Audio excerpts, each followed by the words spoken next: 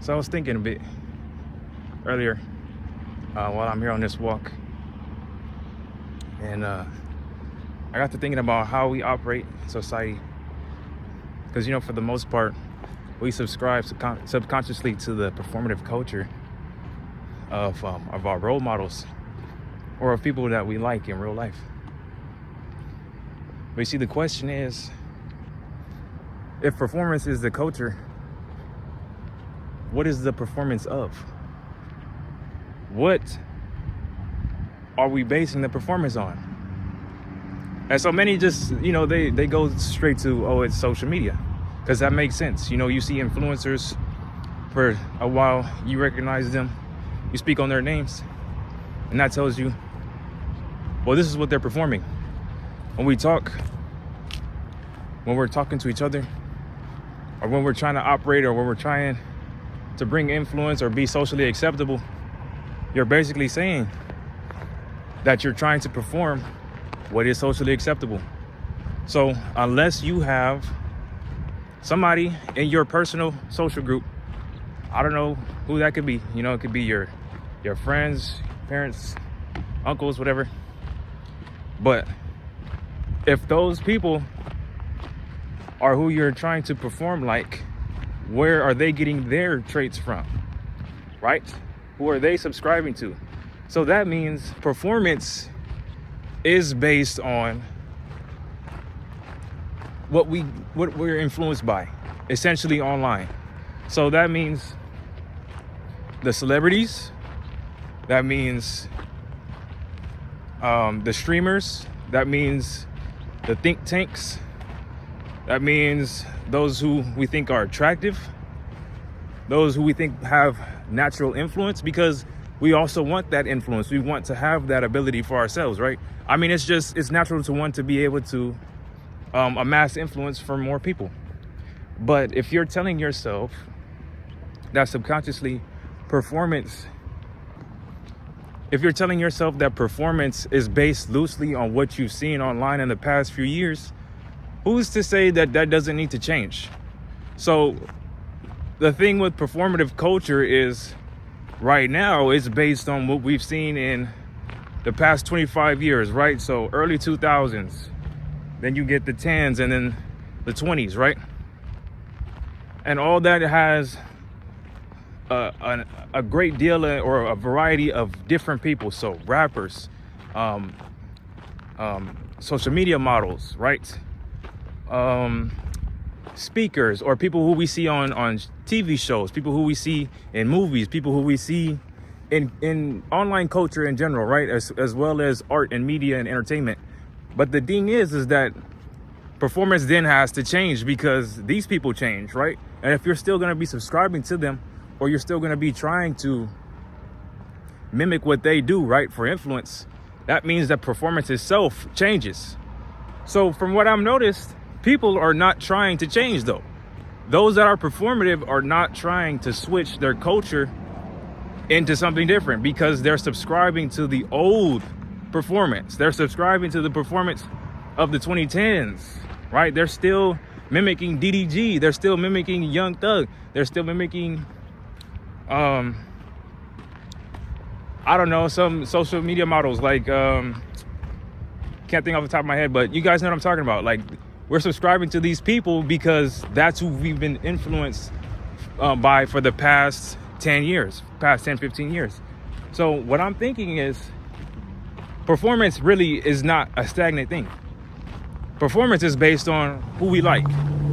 But if we're telling ourselves that who we like right now doesn't change ever, if we're telling ourselves we can't change to like anybody else outside of who we've liked the past 10, 15 years, that means performance is not really as attractive as we think. So performative culture is not a stagnant thing. That means that whatever we want to perform for influence, or whatever we want to look like, is loosely based on what we see in our day-to-day. So I don't understand how it is that performative culture, if we're making that the norm and something that people are supposed to learn to subconsciously do, right? What is it based on, really? And that doesn't mean anything, honestly, because everybody's idea of what you're supposed to perform is different. So there really is nothing performative that we all are conclusively agree on, because everybody has different influencers that they listen to, and everybody is not necessarily the same when it comes to what they like or what they're influenced by. So whoever is in your social group or whoever has influenced you personally throughout your life also influences what you're likely to look at online and then subconsciously subscribe to perform. That means that the social media profiles have to vary in order for many people to try different things that they like. So performance really is just mimicry of anything. It's just mimicry of one another. Performance really is just a silent nod to inauthenticity, which is what's actually going on here. If you notice with, I don't know with other social media profiles or other social media websites, but YouTube, we're not really getting off. We're not really subscribing more to those that emphasize creativity over trying to do what's socially popular, right?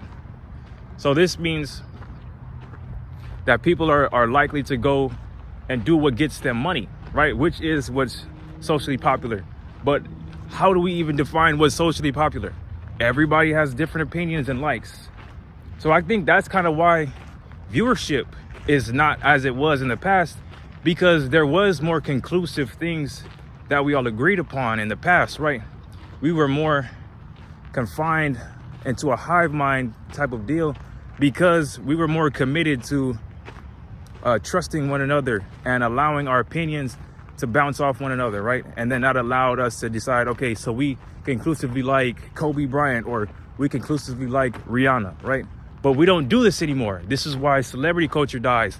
This is why influencer culture kind of dies, because everybody's opinion is different as a result of the internet becoming more popular and more normal in homes, right? More people getting access to the internet, more devices.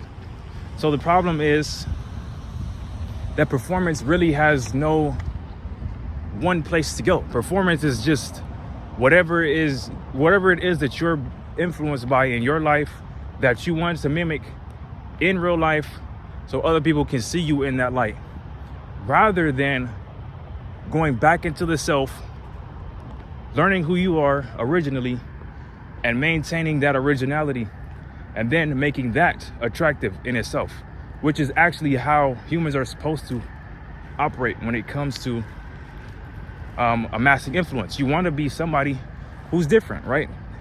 Now, that doesn't mean that you have to do the opposite of everything that everybody else is doing, but you choose what you like, you synthesize those traits together, and you learn how to embody that into one person that makes you yourself, that makes you unique. And then when you learn things, when you become intelligent, when you decide that you want to showcase your persona, then you show other people why your perspective is attractive or influential. And that allows you a new perspective that other people might subscribe to. So then you become a new influencer that way. And I feel like these concepts are why they want originality now. Like, whereas before we were more wanting to see what everybody was doing, right? As far as who we like conclusively. But there's no way we can decide this anymore, right? Like I said, we don't operate the same way as we did in the past because there's danger now. You know, many people are starting to understand the danger of just deciding to listen to anybody, right? You could be manipulated into positions you don't like. You could be coerced into a situation that can harm you, which means you got to really watch who you keep around you, because you don't know if somebody wants to harm you or not, if their intent is ill, if their intent is meant to try to get you in a position they might benefit but causes you disruption or discomfort. So because of that, and because we all know like how dangerous it is to just listen to people now. There really isn't any way to decide collectively what is most profitable. And you know what? I think that's why people are saying that performative stuff is corny and cringy now, because it's the same stuff. When you look like the same IG models that have been around for the past 10, 15 years, same makeup styles, same brand, same influencer type, they're gonna think that it's corny. When you do the same knickknacks that like a 6ix9ine does, or somebody that you've seen online for a while, it gets corny, it gets cringy. You gotta come up with something new. So this is why people who are authentically original have more influence naturally, and why it's better not to even try to subscribe to what somebody else is doing, just because that it doesn't really have much influence outside of the original person. If you are not Drake, you don't have Drake influence. That's just how that goes. If you're not 2 Chainz, you don't have 2 Chainz influence. If you're not, anybody, if you're not them, you don't have their influence. You can only mimic it, which means you are a lukewarm version of them, and that's all that is. So performative culture really is cringy if you think about it. It's really just, who can I mimic in this space of time, and who can I convince to think that I'm like them, which is cringy. Like that's weird. I wouldn't personally. I already see that as weird, especially when you get older. You're just like, okay, it was cool, but you're not him, or you're not her, you're not them. Like, stop acting like them. That's weird. It just makes you look like a weird fanboy meat writer. Like, you gotta watch out, bro. But anyways, I see the birth of more creativity coming about just because we don't have time to be trying to act like anybody else, right? Especially when we don't have so much time in our day to be watching all these profiles and to be following their lifestyles, right? This parasocial shit doesn't really have any legitimacy. It doesn't really have any value if you're being parasocial to people who you don't even really know, and if they don't really care about you, right? You being in their stream, you being their fan, doesn't really do you much justice outside of, oh, you've learned how they operate, right? Which could be good, right? If they're teaching you stuff, absolutely use those things, because that's what teaching is supposed to be about. It's supposed to be the lighting of torches, right? We're giving you advice so that you can use this advice on your own, so that way when you want to do something for yourself, you have more capability, just because you learned it from somebody who's already been in that position. But when you're just straight up mimicking somebody through performance, you just look cringe. You just look like you're trying to be something you're not. So it's like, this is why and it's funny, this is why you see a lot of people trying to be a certain way with jewelry, or wear certain brands or certain styles. It's because a lot of people conclusively say things about them. Now, sure, you can like something and you can try to create something out of those likes, which is fine. But if your whole personality is based on brands or influencer types, you essentially are just mimicking. You're just looking for a way to conform into a personality suite, because it's got all these traits and attractive things that you think are influential, because that's what you've been around. But you are not everybody, and everybody is not you. And groups decide what they want to decide. People decide what they want to decide. So it's better to just be yourself, be who you want to be. Don't try to perform unless you're performing yourself, which is okay. But outside of that, be original. That's all I got for today. Hope you learned something. Personally, I usually go off the top with this stuff, so nothing rehearsed. So if it sounds sparse or, kind of incongruent, that's my bad, but I'm just going off the top. Whatever. Anyways, peace out. Hope y'all learned something, and I'll see you on the next one.